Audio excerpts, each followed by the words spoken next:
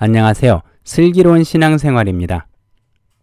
오늘은 우리가 어떻게 하면 올바른 결정을 할 수 있는가 라는 점에 대해서 살펴보려고 합니다. 우리가 인생을 살아가면서 여러 가지 중요한 결정을 해야 될 순간이 있습니다. 그런데 그 결정의 순간에서 결정이 항상 쉬운 것만은 아닙니다. 오히려 어려운 순간이 많지요. 우리가 결정을 할 때는 여러 가지 사정을 고려합니다. 나에게 유리한 점, 나에게 불리한 점, 내가 가지고 있는 것, 그리고 나에게 없는 것, 이러한 사항들을 고려하죠. 또는 누가 도와줄 수 있는가, 아니면 나에게 도움이 될 수 있는 다른 요소들이 있는가, 이런 부분을 살펴보기도 합니다. 또한 다른 사람과 분쟁이 있는 경우에는 그 사람과 나와의 관계, 그리고 누가 잘했는가, 잘못했는가, 이러한 부분들을 살펴보죠. 그런데 이러한 부분들을 고려한다고 해서 항상 결정이 쉬운 것만은 아닙니다. 오히려 중요한 결정일수록 그 결정이 쉽지만은 않습니다. 더 나아가 그러한 결정을 함에 있어서 본인에게 억울한 점이 있다든가, 나에게 아픔이 있다든가, 상대방이 나에게 잘못을 했다라든가, 이러한 사정이 있을 때는 더더욱 결정을 내리기가 쉽지 않습니다. 이런 때는 어떻게 결정을 해야 할까요? 우리는 이러한 경우 하나님께 기도를 합니다. 그런데 그 기도를 통해서도 우리에게 시원하게 또는 명확하게 결정을 내릴 수 없는 경우가 많습니다. 이런 경우는 왜 그런 것일까요? 어떻게 해야 되는 것일까요? 먼저 우리가 하나님께 기도하여도 명확하게 답이 오지 않는 경우, 이 원인에 대해서 살펴보겠습니다. 성경에서는 우리에게 행동의 자유를 제공하고 있습니다. 정확하게는 하나님께서는 우리로 하여금 자유롭게 살아가도록 은혜를 베푸셨죠. 그것이 바로 자유의지입니다. 우리는 스스로 결정해서 행동을 할 수 있는 자유의지가 있습니다. 아무도 우리에게 어떠한 행동을 강요할 수 없는 것이죠. 성경에서도 보면 하나님께서 무엇을 해라, 무엇을 해라, 또는 무엇을 하지 말아라, 무엇을 하지 말아라, 이렇게 세세하게 정하지 않습니다. 오히려 중요한 부분에 대해서 무엇을 해라, 그리고 무엇은 하지 마라 라는 것을 정해놓죠. 구약에서 보면 하나님께서 아담에게 하지 말라고 한 것이 하나가 있습니다. 무엇입니까? 이 동산의 모든 실과는 네가 임의로 먹되 선악과는 먹지 말라, 이렇게 말씀하시죠. 선악과를 먹지 않는 범위 내에서는 모든 것이 자유로운 것입니다. 모든 열매를 먹을 수 있는 것이지요. 또 특별하게 다른 행동을 제약하는 요소가 없었습니다. 모세 이후에도 보면 하나님께서 십계명을 주시죠. 하나님을 사랑하고 내 이웃을 사랑하고, 그죠? 살인하지 말고, 이렇게 몇몇 중요한 사항만을 정해두신 후 나머지 부분에 대해선 언급하지 않습니다. 이 부분은 사람들이 스스로 판단해서 모든 것을 결정할 수 있는 것이죠.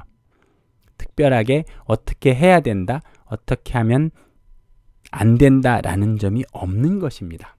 따라서 이러한 경우 하나님께서는 특별히 우리에게 어떠한 제약을 두지 않으시는 경우가 많습니다. 그러다 보니 우리가 하나님께 기도를 하더라도 그 응답이 없는 경우가 있는 것이죠. 주로 응답이 없는 경우가 많습니다. 그 이유는 무엇입니까? 어떠한 선택을 하든 어떠한 결정을 하든 그거에 따른 일정한 결과가 뒤따르는 것뿐이지 그것이 좋고 나쁨의 문제가 아닌 것입니다. 해야 할 것과 하지 말아야 할 문제가 아닌 것이죠. 즉, 우리는 자유롭게 여러 가지를 선택할 수 있습니다.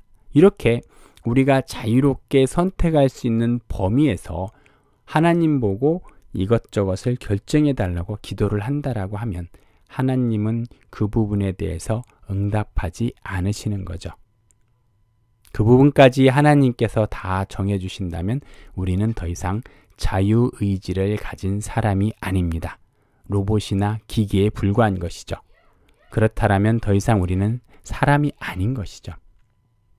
그래서 하나님께서는 우리를 사랑하시고 우리가 그 자유의지에 따라서 행동하는 것을 기뻐하십니다. 그래서 우리가 살아감에 있어서는 모든 것을 기도를 통해서 해결한다. 이 생각은 그리 옳은 생각은 아닙니다.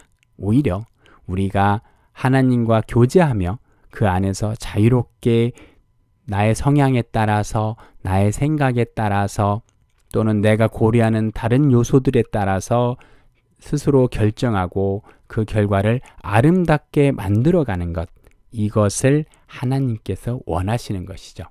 이것이 하나님의 기쁨이 되는 것입니다. 그렇다면 이러한 결정의 순간, 즉 우리에게 결정의 권리가 전적으로 주어져 있는 상황에서 우리는 어떠한 결정을 할 것인가? 이 부분이 고민이 될 수 있습니다. 즉, 우리는 항상 최선의 결과, 최고의 결과 또는 좋은 결과를 바라기 때문에 결정이 힘든 것이죠. 그렇다면 우리는 어떻게 결정을 해야 할까요? 가장 좋은 것은 자신이 가지고 있는 장점과 단점, 그리고 재산, 그리고 불이익한 점, 불리한 점, 이러한 점들을 고려해서 결정을 하는 것입니다. 그런데 우리가 그렇게 생각한다고 해서 또는 그러한 요소들을 고려해서 결정한다고 해서 반드시 우리가 원하는 결과, 우리가 예상했던 결과가 나오는 것은 아닙니다. 그럼 우리는 어떻게 해야 할까요? 이 순간에 우리가 고려해야 될 것은 무엇일까요? 그것은 바로 하나님입니다. 하나님을 고려하지 않는 그러한 결정은 올바른 결정이 되기는 어렵습니다. 최고의 결정이 되기는 어렵습니다. 우리가 어떠한 결정을 내릴 자유가 있다라는 점에서 볼 때는 모든 것이 자유롭습니다. 다만 우리가 지금 말하고 있는 최고의 결정, 나에게 가장 유익한 결정, 이런 결정을 내림에 있어서는 반드시 하나님을 고려하여야 합니다. 어떤 의미일까요? 하나님을 고려한다는 것은 어떤 의미일까요? 먼저 하나님의 존재를 인정하는 것입니다. 그리고 나서 하나님과 우리와의 관계, 하나님께서 나에게 베풀어 주신 은혜, 하나님께서 기뻐하시는 일, 이러한 것들을 고려하는 것이죠. 내가 가지고 있는 것, 우리가 현재 누리고 있는 것, 이런 것들은 모두 하나님께로부터 온 것이죠. 이러한 점을 고려한다면 다른 사람과의 분쟁이나 다툼에 있어서 양보하는 것이 어렵지 않습니다. 또한 하나님께서는 우리가 할 수 없는 모든 것들을 하실 수 있는 능력이 있으신 분이죠. 그렇다면 우리가 어떠한 일을 성취함에 있어서 성취를 위한 결정을 함에 있어서 하나님의 존재를 인정한다면 우리가 예상했던 것보다, 우리가 생각했던 것보다 더 큰 결정을 내릴 수가 있습니다. 더 많은 성취를 기대하고 예상할 수 있는 결정을 내리는 것이죠. 좀 더 원대한 포부, 원대한 계획을 세울 수 있는 것입니다. 또한 내가 불리한 상황이 있어서 내 마음, 내 감정이 중요한 상황이 있어서도 하나님께서 나에게 베풀어 주셨던 그 일들을 생각한다면 기쁜 마음으로 양보할 수 있고 기쁜 마음으로 용서할 수가 있는 것입니다. 다른 사람을 용서함에 있어서 하나님께서 우리를 용서하셨던 그 사랑으로 인해서 내가 얼마나 많은 해방감과 자유를 누리고 있는가, 이 점을 고려한다면 나의 원수, 나에게 아픔을 준 사람, 나와 다툼을 하는 사람을 충분히 용서할 수가 있는 것이죠. 나의 용서를 통해서 그분이 누리게 될, 그 사람이 누리게 될 자유, 해방감, 이런 것들을 고려하게 되는 것이죠. 또한 그 사람을 용서함으로써 내가 누리게 될 해방감을 또한 고려할 수 있는 것입니다. 그렇기 때문에 우리는 하나님을 고려하지 않을 때는 나의 이익, 나의 감정, 이런 것들만 고려해서 결정을 내리게 되지만, 하나님을 고려하게 되면 어떻습니까? 하나님의 전능하심, 하나님의 사랑, 하나님의 용서하심, 이 모든 것들을 고려하기 때문에 좀 더 풍성한, 그리고 좀 더 현명한 결정을 내릴 수가 있는 것입니다. 그래서 여러분께서 정말로 중요한 결정을 앞에 두고 계신다면, 지금의 결정이 여러분의 장래에 정말로 중요한 영향을 미칠 것이라고 생각한다면, 여러분은 하나님을 바라보십시오. 하나님을 생각하십시오. 하나님께서 베풀었던 은혜를 생각하십시오. 그렇다면 여러분은 좀 더 큰 계획, 좀 더 사랑이 넘치는 결정, 좀 더 풍요로운 결정, 그리고 좀 더 행복한 결정을 내리실 수 있을 것입니다. 오늘은 여기까지 하겠습니다. 감사합니다.